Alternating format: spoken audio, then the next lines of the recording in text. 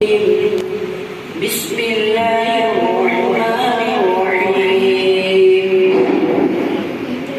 كلوا وتمتعوا قليلا إنكم مجرمون ويل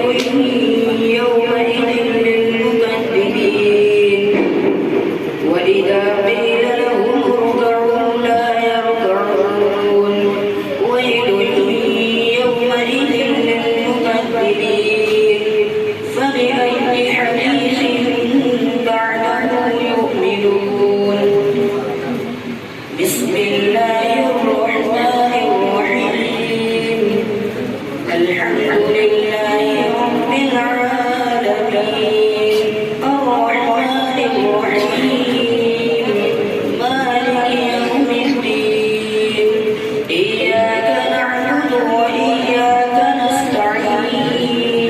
اهدنا الصراط المستقيم صراط الذين أنعمت عليهم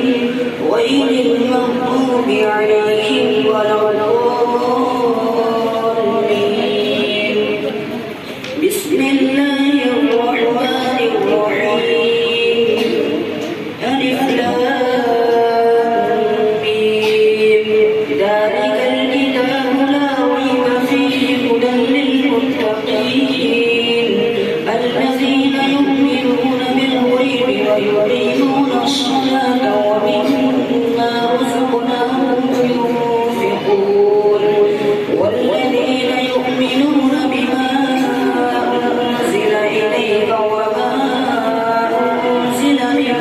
قبلك وبالآخرة هم يوقنون أولئك على هدى من ربهم وأولئك هم المفلحون صدق الله